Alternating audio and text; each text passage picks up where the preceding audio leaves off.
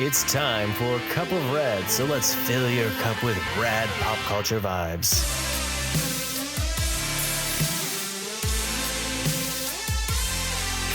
And now your over-caffeinated hosts, Mike and Katie. Hey everyone, it's Mike from Cup of Rad with Katie. And that's right, we're coming to you on the week after Christmas. Hopefully you all had a very magical holiday. Magical, fabulous, fantabulous. Hopefully your fandoms got spoiled under the tree and Santa shoved so many awesome things in your sock, your brain is exploding. We had an awesome Christmas. We had a fantastic one. A special anime, very merry anime. It was very anime.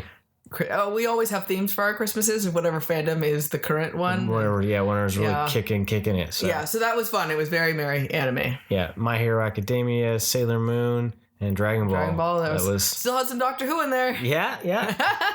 So it was a great Christmas, and hopefully you all had a marvelous one. It's the last podcast of the year. Yes. Again, we're going to be spilling over into a brand new decade. Oh my goodness. And what that means then, of course, is best of or favorite of. So next week, stay tuned for our favorite of the decade. Yes. Some of our favorite things. Movies, mainly going to be the jam. So hopefully you'll tune into that to enjoy some of our favorites. Yeah. But what are we focusing on this episode? Last episode of the year is... Star Wars. Talking about Star Wars. We're talking about Star Wars. Da-na-na-na. That's right. We waited so we could talk spoilers. Yeah, because it's more fun that way. Yeah, and that way too, more of you got to the theaters and got to see things. But right off the bat, what are we going to talk about? Where are we going to go? We're going to talk about something with a little bit of spoiler, but not too much of a spoiler. It is Katie's 30-second Mandalorian review. She's got 2 episodes on you this week. What are you thinking about The Mandalorian, Katie? First off, oh my god, the adorableness of Yoda was in peril, was in danger. It was horrible. And then the adorableness is not in peril anymore, and it's amazing. There you go. And that ending of the biggest cliffhanger in shows that have been around for a while, go watch Rebels and you'll know why it's amazing. Why it's amazing and why it made our jaws hit the floor, our eyes bug out and go, what?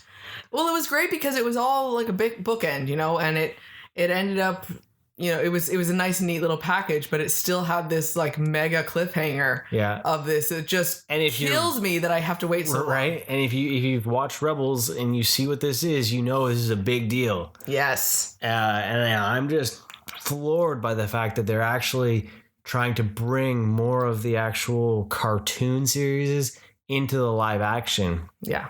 There's been it's great that they're making you want to go watch Rebels if you hadn't already. Yeah, and it's on Disney Plus, so check it. So please, because it's amazing. It's what drew me back into Star Wars. Yeah. Well, and it's made Kiddo a big Star Wars fan. Mm-hmm. A lot of it was because of that. But you were definitely drawn into it. You went full hog crazy on the characters and buying the toys and everything because they were amazing characters, right? I still wish I could have gotten Ezra and Chopper as black figures. Another one of those ones where you're like, I'm just gonna watch this, and I'm like, whatever, I don't need to watch this. Star Wars cartoon food. And then pretty soon I'm working and I'm like, but what about this and what about this? And then I had to kind of like backpedal on it, and now I'm like, oh my god, this is amazing, right? Because Mike is the best judge of things. Well, I don't know why I take time to get into some things. I get into right at the bat. I'm like, and then I get into things. I'm like, why haven't I been watching or doing this? Yeah, and he's always the right choice, whatever he decides. So that's one thing with My Hero Academia. I'd love to be watching it. I'm reading it. I'm pretty much caught up in reading it. But watching it, it'd be interesting to see how it plays out. The differences, yeah. But we're not here about talking about. We're still talking about Star Wars. Sorry, back to Star Wars. Talking about Star Wars. So we're gonna ease you into things. So it's brand new sequel series is announced. George Lucas is out. Disney bought it. How are we going to continue the Star Wars saga, the episodes? They bring out The Force Awakens. Yeah, what a big thing that was. I remember going to the theater and seeing that, the wall crawl there, and it was just like, wow, I get to see this in the theater. When we went to see it, it was so big. It was selling out like crazy. We ended up having a 5 a.m. showing. We got a hotel room. Down the street from the movie theater. Because it was in a different city where we were living, because that was the earliest we could see it. Because it was IMAX. Yeah. And 5 a.m. up to go see this thing. Everyone, we had to find a way to get coffee and donuts and figure out. It was such an experience. That was great. I like having the Facebook memories show up and we're like half bleary-eyed but super happy. It's like, it's so early, we're gonna go see Star Wars. So that was fantastic. So The Force Awakens, what were your initial thoughts when you watched The Force Awakens? What was it? What drew you to it? You know, I really enjoyed it. I always have. I always liked Kylo Ren. I liked him from the very beginning.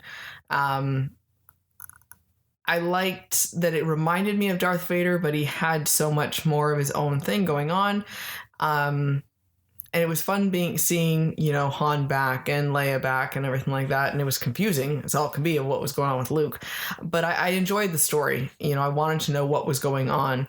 It made me interested in who Rey was, seeing the different, Finn defecting and all those types of things. I really enjoyed it.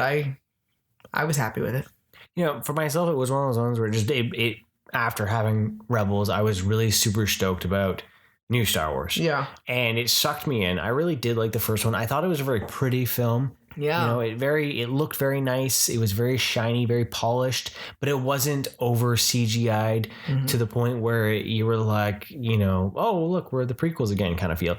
So I really liked that it didn't feel like that. Yeah, you still saw some puppets glossy. And you still felt, those kind of things. The real effects really showed through. Yeah, and it really brought a authenticness to that film.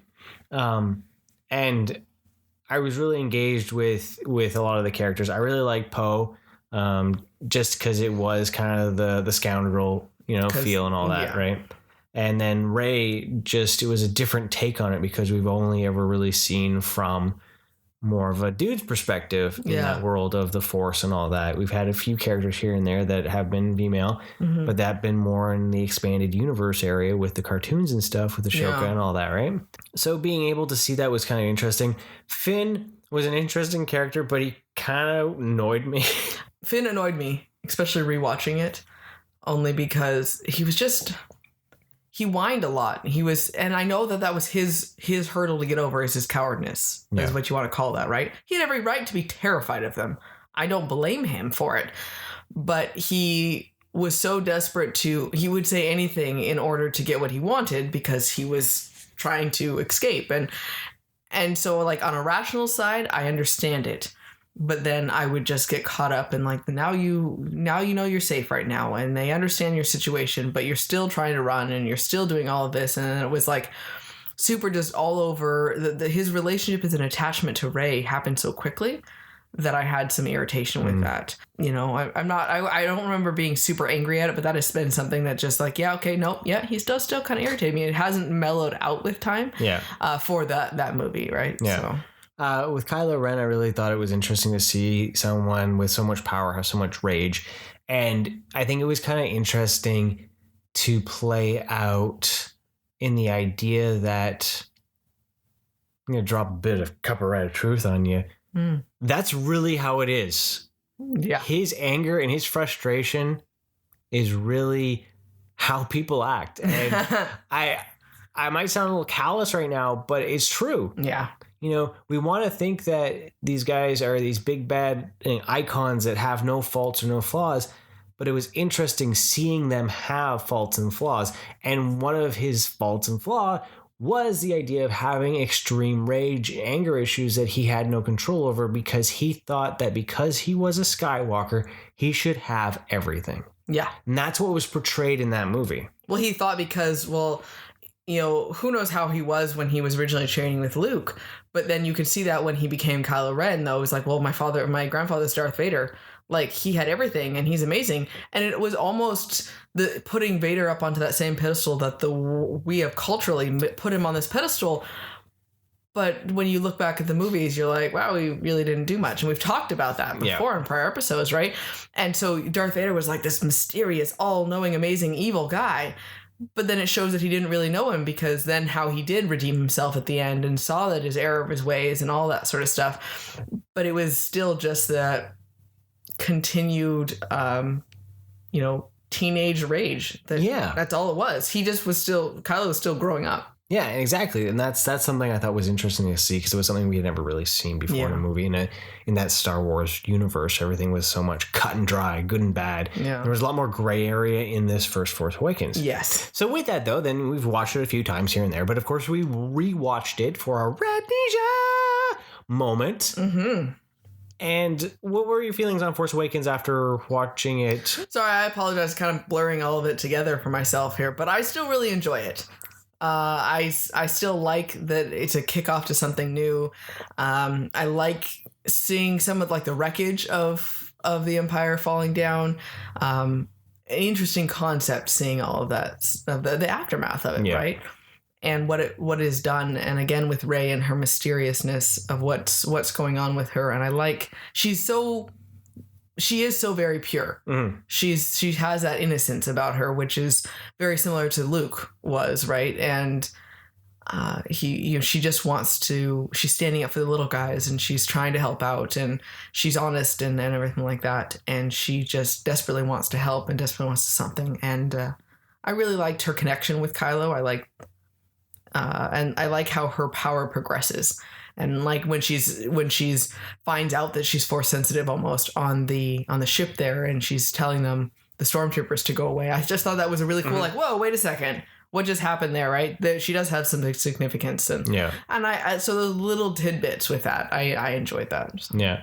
I think for sure, rewatching it, I found that with Harrison Ford is Han Solo. I really liked him more than I think I ever have in watching the movie. That's interesting. Yeah. I noticed more of his quippiness this time around watching it. Okay. Which just really made me enjoy. Oh, he was a great part of that movie for sure. And that's what really, I think, when now with rewatching it and seeing it, I think that's really what sold it for me was him in that movie. Okay. And his interaction with Chewbacca. Well, it makes sense. He's your favorite character anyway. Yeah. And to find a new way to really enjoy him. Yeah. Right? So seeing that there, it was kind of interesting and all that. And for me, one of the scenes that is not Solo based, but is their lightsaber battle in the forest. Mm-hmm. I really like how that whole scene is shot. With the snow and the ash and the trees coming down. The sabers are so clearly vibrant. Yeah. Right? And it focuses on them. And that reminds me very much of my favorite scene in Return of the Jedi, Luke and Vader's battle. That makes sense. In the dark, under the stairs there, right? Yeah.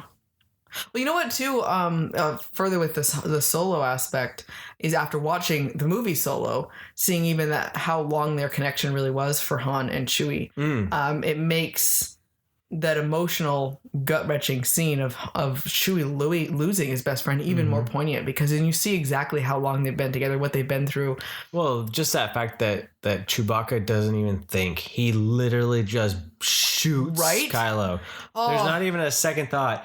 And it's still emotional. Then you have to think, too, that this bowcaster is knocking people over left, right, and center. They're flipping through the air. And Kylo takes it like a champ. Right? And then no just wonder. Takes him to his knee. No wonder when he's fighting Rey afterwards, the fact that he's hitting himself in the stomach, I loved all of that. He's pumping up his adrenaline to get him going. I thought that was pretty brutal. You know what? No, he's pretty badass. He's sitting there bashing his wound to keep himself going. Right? And it's like bleeding everywhere. And that's causing major harm for himself. Yeah, no, when you think about all that sort of stuff, it really gives you an appreciation in my mind of Kylo. So that's why I love my hot toy. Yeah. I'm very happy with it. So there you go. Force Awakens. We both enjoyed it. Yeah, very much so. Star Wars. We're talking about Star Wars. We're about to get into the most triggered Star Wars in the saga. Star Wars. We're talking about Star Wars. Here comes the Last Jedi. We're about to talk about now. So Star Wars Episode 8, The Last Jedi. Yes. So love it or hate it, we're all fans of something. Remember that. Yes, and it still just moved our story along. So, first, your original, what you remember from originally with the Last Jedi? So, originally with it, I had a bit of some of that was cool, and some of it was disappointing. You know, I wasn't angry about it. It wasn't like, what the hell is this? But I wasn't like super pumped, like super excited. I was interested and intrigued, and I wanted to know what was going to happen next, though. So it still did its job of making me want to see the Star Wars films. I mean, that didn't change anything at all. And I still like the characters. So I know that I was not really any anger towards it, but it was like, okay, well, when's the next one? Because not a lot really happened in this, right? Yes. So that's the thing. You know what? I enjoy the movie for what it is. My biggest complaint came from the fact that not a lot happens. Not a lot of character development happens. And rewatching it, same thing. Yeah, right? It is a chase movie. It's a well shot. There are some good things in it. And there's some great moments in the movie. But there's not a lot that happens to really propel the story forward because all it is a chase movie. Yeah. Now, on the rewatch, I'm going to just jump into the rewatch right now. Yeah, because it's over. On our Rednesia rewatch of The Last Jedi, I realize how much it really is as much because is like Empire. Yeah. In that, let alone that it is just a chase movie. Because when we went back and we did our whole rewatch of all the Star Wars movies, realized how much Empire is pretty much just a chase movie. Yeah. And in that, you have your couple characters stuck in the chase, and then your Jedi character goes off to get trained. Boom. Last Jedi is exactly the same. So as much as Force Awakens is exactly the same as A New Hope, Last Jedi is pretty much just a reboot of Empire done in a different way. Well, I think... But without answers. But without answers, exactly. I think that with all the blowback from the prequels, I think they wanted to be like, okay, well, the original concepts worked, so let's go back to that original formula, right? And it was a good and a bad thing. You know, it was definitely better by using the real effects and all that sort of stuff and not having so much big soap opera feeling. So those were good things to take away and put from the new one. But then making so many of those same beats. Yeah. I was like, really? There hasn't been that many Star Wars movies that you're already repeating the same formula? Yeah. So yeah, I get that for sure. And so that's one thing. And now, the weird thing for me was when I first saw The Last Jedi, I really enjoyed it. I really got kicking of it. But the more we've watched it, the less I've enjoyed it. Really? You know, like I was one of the ones, I was originally like, hey, this is a great movie. Like, whoa, you guys all cray. And it's not that I necessarily find the faults with it that I've seen a lot of people complain about. It's more or less on the fact that I realize how dull it is. And the fact that, and this comes, this the last time I dozed off. Yeah. But the fact that, you know, it was very static. There wasn't a lot of movement to the camera. So there's some beautiful shots in it. There's some amazing shots, but it also sacrifices any of the movement that we were used to from The Force Awakens. That makes sense. Right? So that's something I really have noticed. Didn't have any big lightsaber battle type thing No. Because we lost that because Kylo didn't have to fight Luke. Those types of things, right? Yep. So for positives though, I really like the interaction, the psychic link between Kylo and Rey. I thought that was really interesting, and it drove me nuts not knowing where it came from, right? Where and why. And then, so that made me very intrigued about what was going on, what was their connection there, and it gave a little bit more, I don't know, hope to see the turn in Kylo Ren, opposed to, say, Vader, where Luke just flat out decides that there's good in him. He's never met the man. He doesn't know any of his history. he doesn't know anything other than he's my father, so how can he be evil? It's very egotistical of him to assume that my father has to be good. You know, yes, it paid off, but at the same time, at what cost for it, right? But it seemed a little bit more logical to be seeing Kylo still holding on to his light side, essentially, right? Because he still has that connection. And it's also an interesting, almost like Kylo, Rey is a toy, almost like he wants to know what is going on too. So it's psychologically, it's very intriguing, their relationship, right? And so I really like that. And I love when the whole battle against Snoke and how that all plays out, and that the throne room, yeah, with the red guards, yeah, and like the how he kills Snoke like that, yeah, it's just that's cool, right? And so there's some really cool moments, and those were the ones that really stuck out to me, like really liking it. But yeah, we watch it again, you're like, but there's so many moments that are just so boring. Mm-hmm. Honestly, the whole thing of them, Finn and Rose going off world and going to all the other places, like I like the little side story of learning a bit of a different view of something in the universe and the galaxy. The fact that everyone's just playing everyone and everyone. Yeah, and it's the real world now, right? Everyone makes money off of war. It doesn't matter, good or bad. They just make money off of it, right? And so it was an interesting concept, but at the same time, it kind of felt useless and boring, and because they didn't end up saving the day for anything. If they turned around and been able to succeed in their mission, it would have been like, oh yeah, okay, I understand. Completely worth it. Yeah, but this was a complete waste of time. Too real world, where basically there was nothing that would work and it just all sucked. Yeah, exactly. It was too real world. Like, okay, wow, this did play out exactly like they thought it would, because this was hopeless. And I know they were driving to that point of being hopeless. Mm-hmm. And so like I rationalize it and say, okay, I understand. But, but we're watching science fiction fantasy. Yeah, so we should see Grandioso just... Exactly. That moments... that's one of those ones where you almost wish that it had been in that moment, it had been Lando. Yeah. The code breaker. Yeah, totally. And then it would have been exactly like Empire. He would have double-crossed them again. Right? They missed out on that one. Right?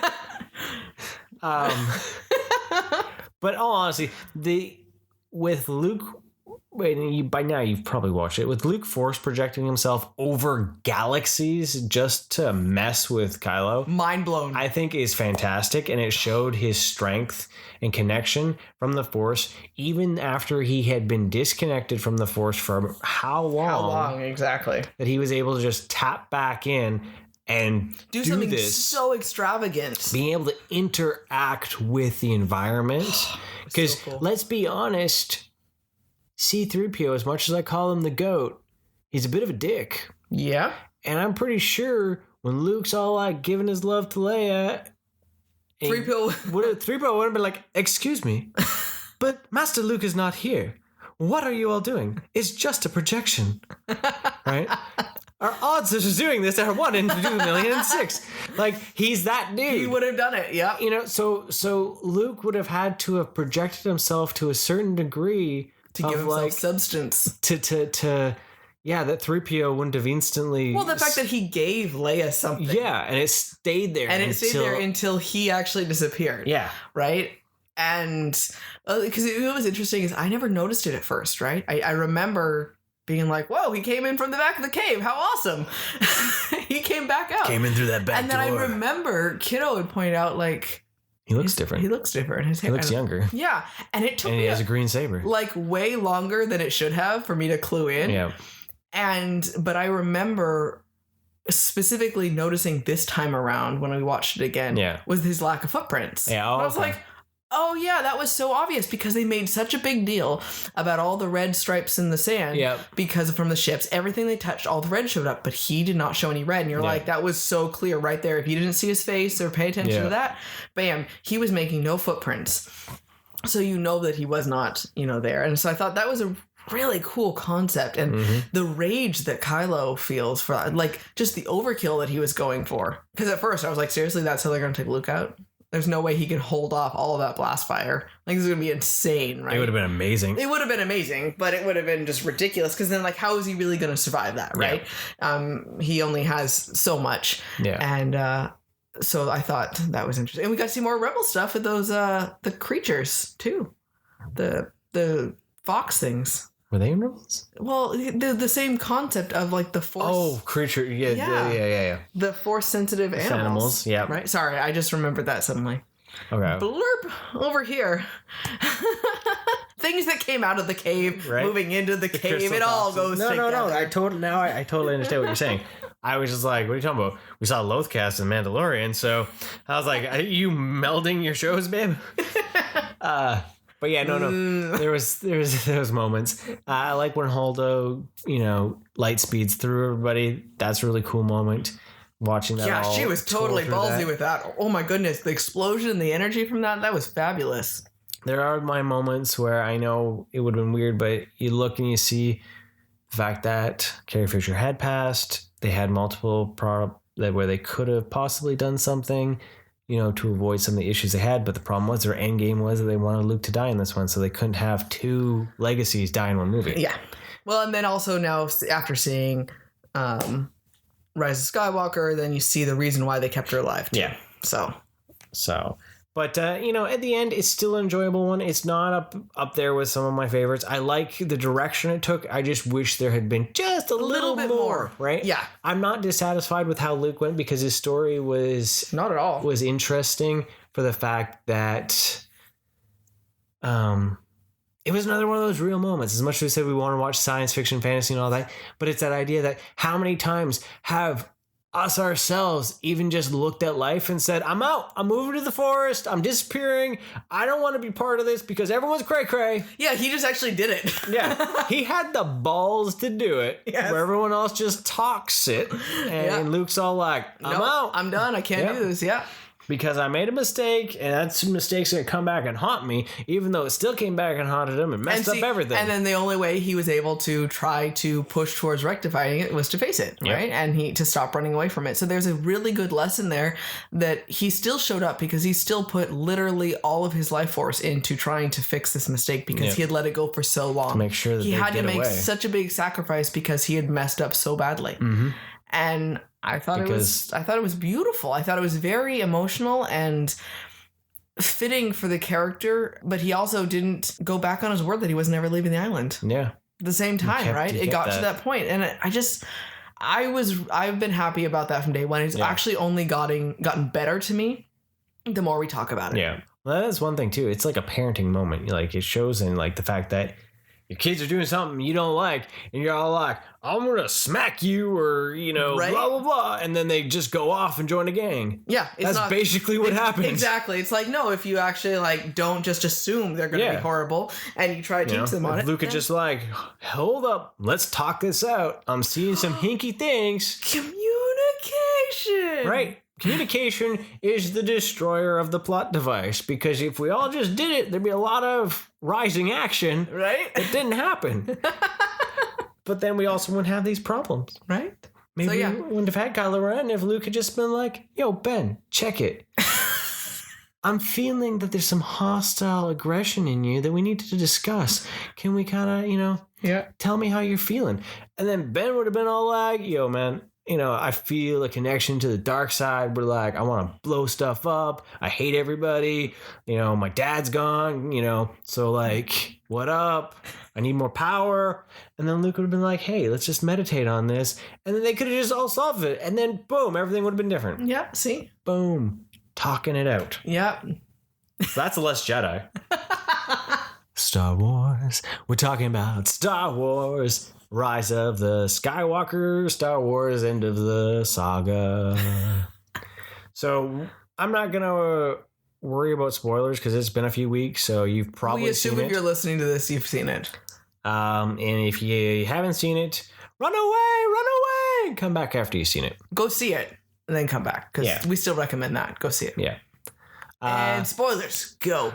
Well, here, I'll just go off first what I thought about it. I really got a kick out of the movie. Yes. I really thought that the Rise of Skywalker was kind of back to form for Star Wars in the fun, in the fantasy, and the balls to the wall action, man. Yeah, there was a lot more action than we've seen in Star Wars in a while, and I quite enjoyed what I missed in The Last Jedi, the static camera.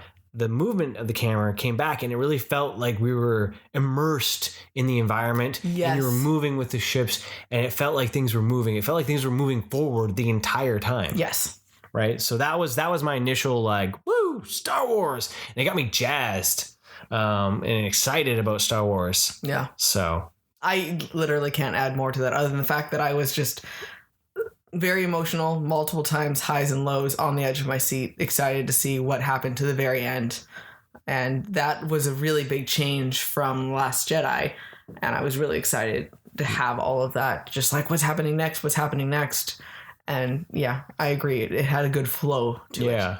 So what I thought was interesting with this one was Poe actually felt like he was a character. He wasn't just a grumpy old man like he was in The Last Jedi. Yes. Like it's like it went from like he had like this high of being like the new Han Solo, and then you got into the second one and it was like the writer was just like, nah, I don't really like this character. He's just gonna be a dick the entire time. Right. And then he came back. He's like kind of has like a bit of a emotional roller coaster. Yeah. He's off his meds. So his humor and all that was back to form, which wasn't really there in. Well, it was even better than Force Awakens, right? Like he had a lot more quippiness. He reminded me a lot more of Solo, right? So I really liked that. I liked how he was going with everything, and he was nosy and he was likable again. Now that being said, too, Finn, I enjoyed Finn the most in this movie than I've enjoyed him in the entirety of the trilogy. Yeah. He felt like he had a purpose in this one. Well, yeah, he was actually not, because he had decided he was actually going to be there in the fight. Yeah. He had made a decision that this is where I'm going to be. And this is, so he created his purpose. Stopped running away. Yes. Right? And First so that two movies, he was running away. And then this one, he decided he wasn't going to run away. Exactly. So I thought that was really cool because it even came up at the very end when he goes to blow up the ship. I'm not running away. I'm making sure I blow this thing up. Yeah, even if it kills me. Yeah, and that was a huge thing right there, like the actual sacrifice. And that's the difference between the sacrifices that were expected of the stormtroopers and everything, of the, well, you signed up for this and your life means nothing. Yeah. And you don't have a choice in that, versus the rebels who are fighting for something that have willingly been there and are willingly going to sacrifice and have made that choice and are doing it with a purpose, not just being fodder, right? And so he had definitely clearly come to that other side. And so, yeah, he actually did have a really good development for sure. Yeah. So well, I love seeing Poe step up to his leadership. Yeah. I thought that was really awesome and very emotional to see him pick up the reins and try to guide this rebellion into success and try so desperately to hold on to hope when you didn't see any at all. Yeah. And finding how much Leia did for them, she could find hope in everything. Yeah.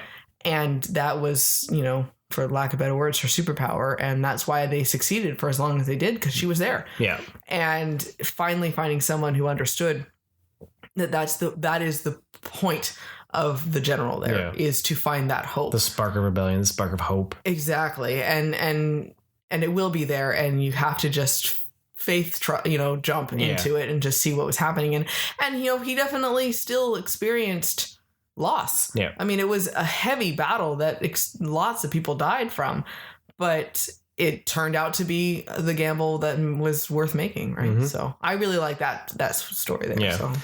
And I'm going to go back to it too, that 3PO really is the go to the Star Wars universe because he had some of the best lines.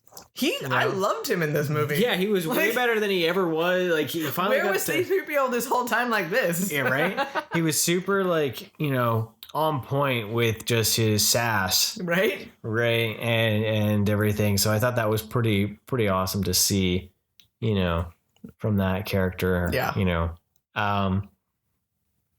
I was so the moment where Rey uses her lightning and force blasts the convoy that we thought had Chewbacca in it. That was a jaw-dropping moment because I was like, damn, is that how they're going to do Chewie? I had my hands, jaw open, hands up to my face for a good 3 minutes after that. Just like, holy hell, what just happened? Did that just happen? First off, oh my God, she shot lightning out of her hands. Yeah. Huge red flag, terrifying. Only Palpatine's ever been able to do that. And then Chewbacca's dead? What the? Right? So there I was. I'm trying to rational. I'm like, okay, that was pretty dope. Like, that was pretty cool. It was really cool looking. Wow. Like, where's this going to go? But I was like, damn, if that's how they're doing Chewie, like, that was quick and dirty, right? Like, so then I was like rationalizing in my head how it was going to be okay. But then when he came back, I kind of was a little sad. I was like, oh, they faked us. Like, there we were. It was like going to be like this pivotal moment that changes the story and how everyone views Rey.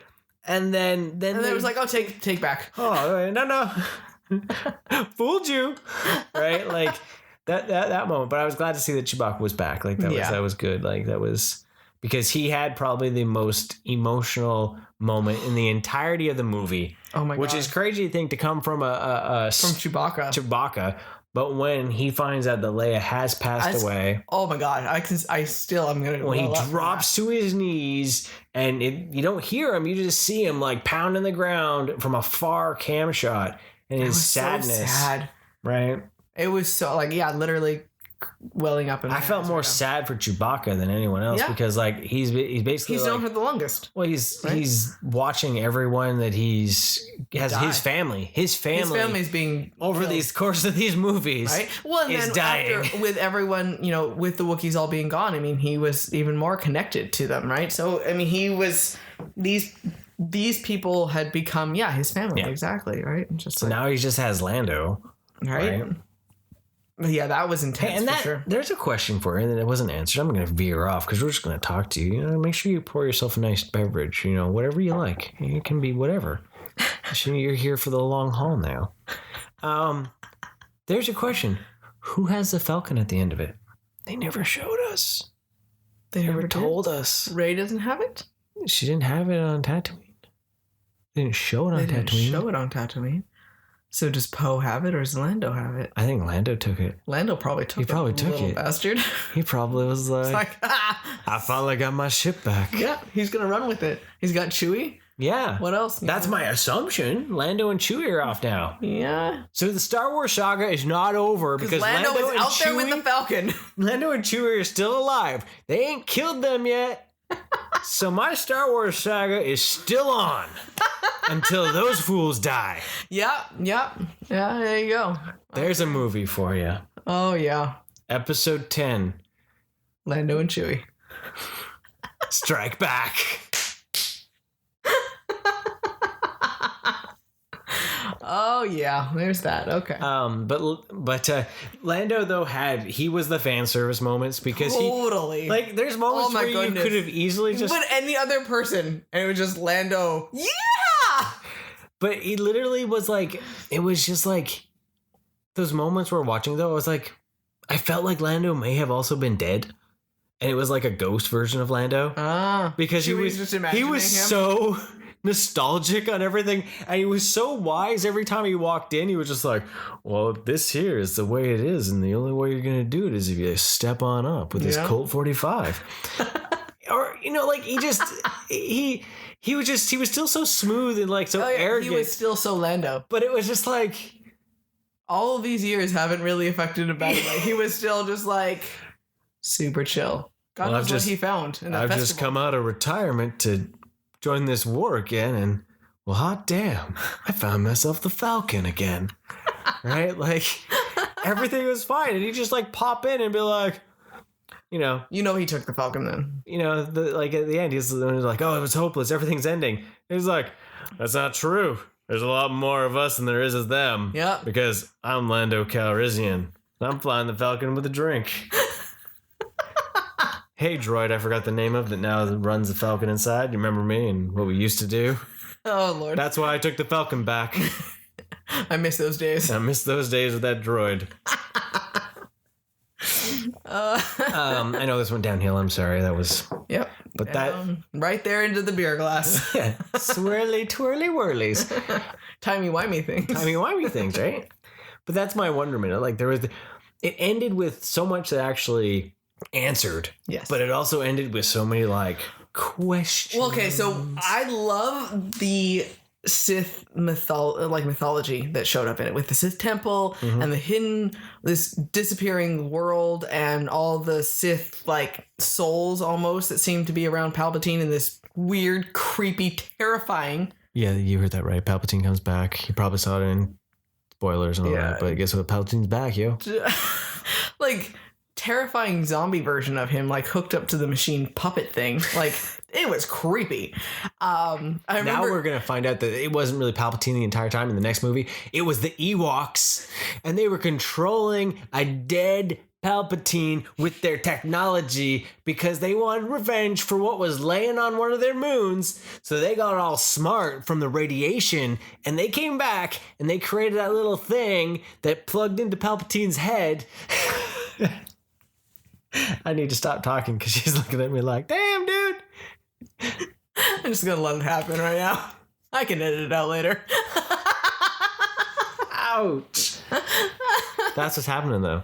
Yeah? Mm-hmm. Okay, so we have Lando and Chewie Strike Back and Revenge of the Ewoks. Yeah. Okay, I like it. But anyways, so I really like the mythology that showed up with all of that. And I liked seeing some more of the backstory. It reminded me more of like we saw so much of the holocrons and everything in Rebels and those Wayfinders, and that was really cool. So they're tying it back to Rebels more and more. Star Wars is like, hey, guess what? The Clone Wars and Star Wars were pretty awesome. Rebels were pretty awesome. So maybe we should use some of that stuff that was created in there that's like richer mythology than we've had in these movies. Yeah, so I really liked that. I liked all the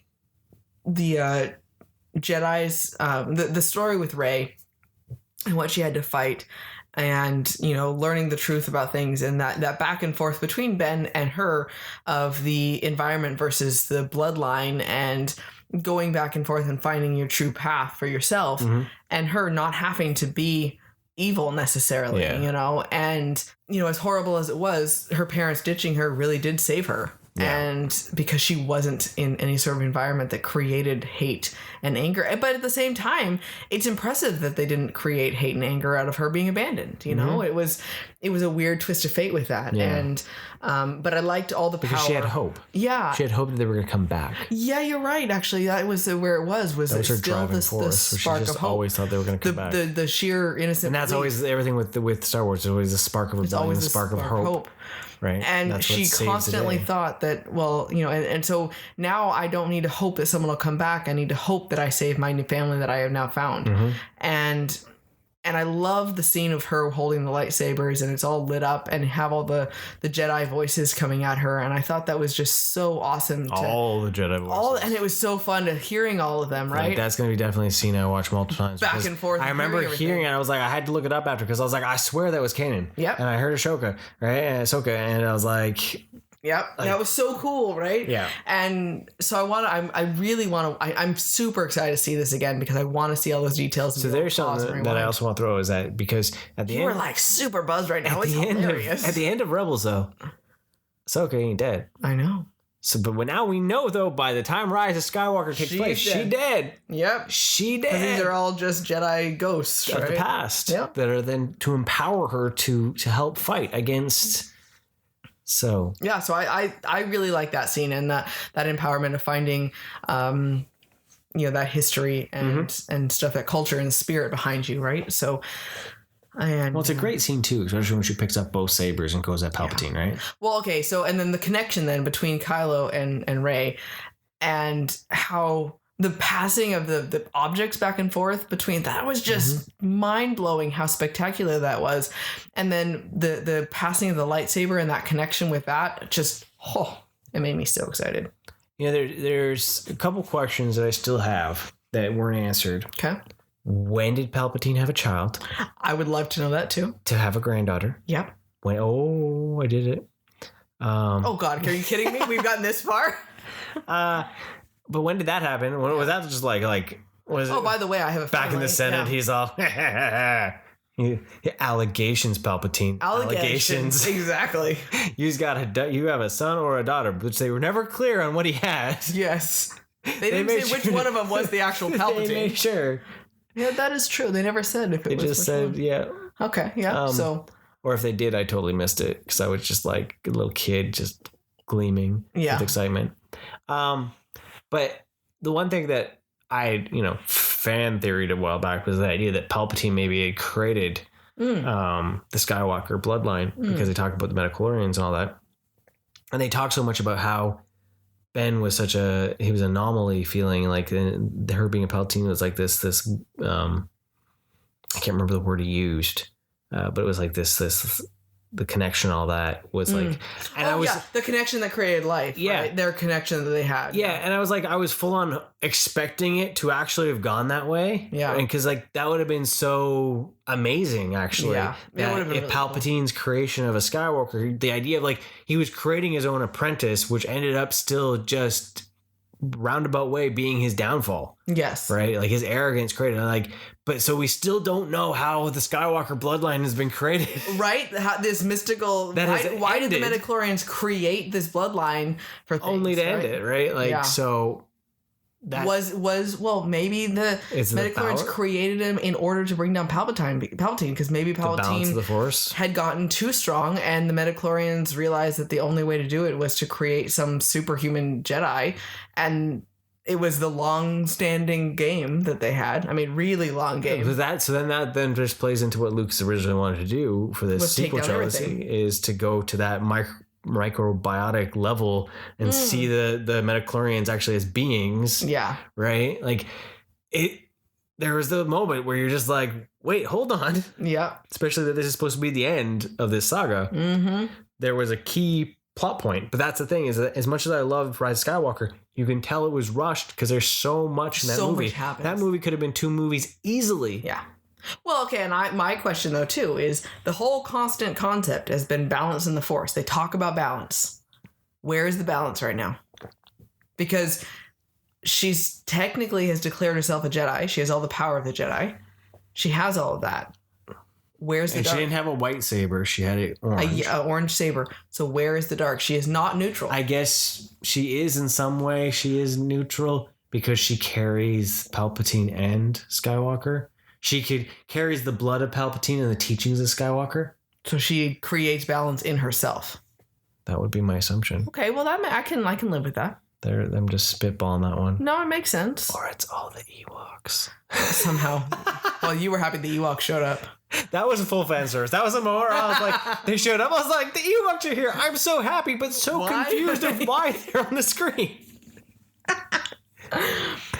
So, thoughts and feelings on the fact that Kylo finally did revert to Ben and salvation has been achieved. Yeah, that was pretty cool actually to see, the fact that once she, shanks him and then heals him, it like helped purge his anger and hate from him almost. Yeah. Well, and it shows the connection that he still had to his mom too. Yeah, because she was trying to was controlling him there for a moment. Yeah. And then having that moment with, which was pretty awesome because between all the spoilers I'd already seen in the few days leading up to it, I hadn't really seen anything about, confirm that it was actually going to be, Harrison Ford coming back as a ghost, right? And that was really But it wasn't a ghost, he was a memory. He was a memory. Which is even trippier, right? Yes. And I thought it was poignant though with the fact that, when he just really says, cool. Dad, and he looks at him and goes, I know. That was really cool. Was really cool. Like I thought that was a good moment. I like that they copied again what had happened in Force Awakens with the I know what I have to do, but I don't know if I have the power to do it. Mm-hmm. And I was like, please tell me this is going to be the way it was supposed to go. Yeah. That it was it's not going to try to shank the memory again or something like that. like please tell me this is actually going to happen. And I love that it did. It actually made me really happy because as I said earlier, I felt like it was a natural progression. You could see that there was still hope there with him and it made sense. And I really liked that change. And that being said, devastated that he died. But at the same time, he would never have found a place in the world after He would have basically just become Luke and he would have had to go hide. Yeah. No one would have forgiven him. No, because of what he was doing. Because we'll go back to the beginning of the movie, which was a beautiful shot of him tearing through the forest, just mowing people down with his lightsaber. It was horrific. In just artistic fashion of just shoulder checking and just hack and slash and And there, there's no such a better fighter. And exactly. His sword play and everything like that was so much better. There was no forgiveness that was going to be had. And I think I love that forgiveness from her, that he was able to save her. And I love that he showed up and it was just enough to be able to save her. Yeah. And I thought that was just wonderfully done and beautiful. And it made me happy they kissed him. Well, then the idea, though, is that, then it showed, too, that how much power he was holding because he was able to connect to the Force to heal her. Yes. And then it was the kiss of life, basically. Yep. Right? And it was that salvation, all of it in one go, right? And I just thought, that it was really well done. And I loved every moment of it. For sure. So it was one of the things where it left on a big high note. It still leads a lot of questions. So I really wonder if it really is the end of the saga. Yeah. Because just like we had at the end of the original trilogy, Luke's finally in his prime, and you're like, give me the prime adventures. And then just in the prequel, Vader's all in his prime. You're like, give me the Vader adventures, and we don't. And now we got like Rey brandishing her big, her. Oh yeah, she's all super powerful and on Tatooine, like sure of herself. Yeah, and then we're like, but now you're ending the series. Yeah. Where is way back to the beginning of this movie, I remember when the wall crawl started at first. I was like, wow, this is weird. Right now, at the moment, this will be the last time we ever see this in screen. In theater, well, yeah, that technically that music and the like that was emotional just to start out with it. I was like, oh my god, no one's really talking about that. I don't really, people are like, so like, because we don't get that in any of the stories, and we don't get that in the Plus series. No, and like that was a weird thing. Like, wait a second, because they're just gonna replace it with "Hello there, I'm Obi-Wan Kenobi, and these are my adventures. Please join me." I mean, awesome, but no, not a replace. Today we're going to Endor. And we're going to talk to Ewoks. Oh, look, there's a cute one right there. Excuse me. I have to leave. Endor. Now I want to see that. I want to see Obi-Wan's adventures to learn about the Ewoks. The crocodile hunter in the Star Wars universe. Yes. He should be like where he goes around and he learns about all the different plans. We can have like Encyclopedia of Star Wars with Obi-Wan Kenobi. Right? Oh, yes. Look what I found here. This is great in your tea. This will help you out. Look at that beast there. Oh, and the red patterning there around his horn. It's fantastic, isn't it? I'm Obi-Wan Kenobi, and this has been another entry in my journal. Thank you. Ewan McGregor's set. He's got he's done 50 series. Oh, it's gonna be amazing. Seasons. Yeah, boom. So overall, we loved Rise of Skywalker. I thought it ended with the bookend there on Tatooine.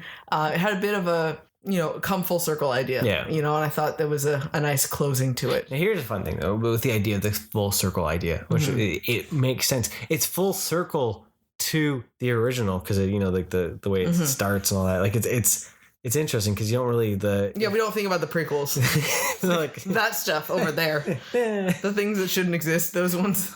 Right. And it's interesting to see how even in this new trilogy, they downplayed those as much. They didn't try to pull too much out of it. Which is funny because at the same time, we learned that Palpatine's been the bad guy throughout all 9 episodes. Yeah. So this isn't the Skywalker and before, saga. because if there is the case where, because I love this theory now, that the midichlorians creating it because of the crap that Palpatine's doing.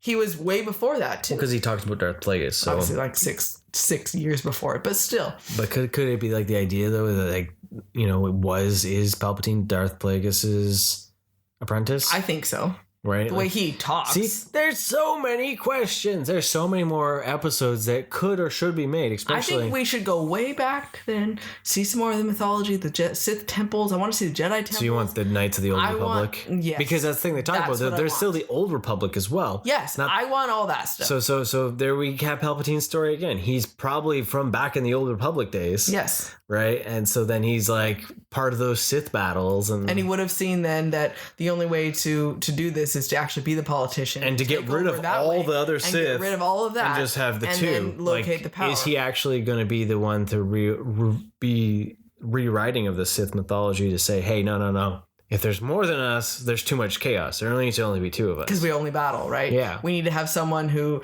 the master and the apprentice, so that there is no battling, because he would have then seen the chaos that would have been. Yeah, that's what I want to see. Right there. So there's so much more. I'm curious to see. They haven't announced what's coming next. So then it's not other episodes. Then it's just all background. It's all just background noise. So we can't make episodes, negative something. So I don't know. That'd be kind of ingenious. Episode -5. They'd have to just use the BC and the AD and.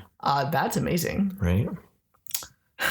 There's a connection that will probably just really tick some people off. Totally. So I'm not going to go down that rabbit hole. We're just going to stop that right there. Yeah. I said nothing. Yeah, I said Ewok. But yeah, Star Wars is still a huge super fans here. Yeah. Oh, especially too. Kiddo really liked it too. Yeah. And Mandalorian, all that stuff, and makes me want to go back and watch Rebels again. Right. And now we're even considering watching Clone Wars. Some more of that. The cartoon there. Get back into that. That'll be fun. Thank you, Disney Plus, for having it all on there. Right. Because it disappeared on Netflix when you started watching it. And so it'll be good. So Star Wars, Rise of Skywalker, we had a great time. Wonder what you thought of it, what you think of it. Where do you think Star Wars is going to go now. Yeah. Because really the only thing we know about is the Obi-Wan series and the season 2 of The Mandalorian. And there's supposed to be a Star Wars story coming to theaters in the future, but it hasn't really been said what it is. So, what do you want to see? Because what we want to see. Yeah. Right? So definitely want to hear from y'all. And yeah, so there it is, Star Wars. Is this the last time we're talking about Star Wars? No more Star Wars. Until Mandalorian season 2. Next year.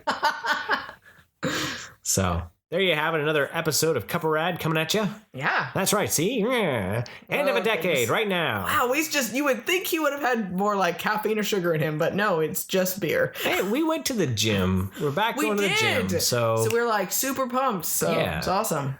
Well, thank you for joining us. Yes, thank you. Stay rad and come back next week for we'll see you next year. Favorite of the Decades. Next year. It's awesome. Sorry. I love your Favorite of the Decades. Favorite of the Decades. Favorite of the Decades. Yeah. Skeletor. Curse you, Palpatine. Yes. The crossover you didn't think you needed. Wait a minute. He-Man is really in Star Wars? Yes. Come to me, Battle Cat. I have the power! And on that note, He-Man's a Jedi? Thank you for joining us and have a wonderful day. Whoa. Thank you for listening. Want more rad content? Follow us on Facebook, Instagram, and Twitter.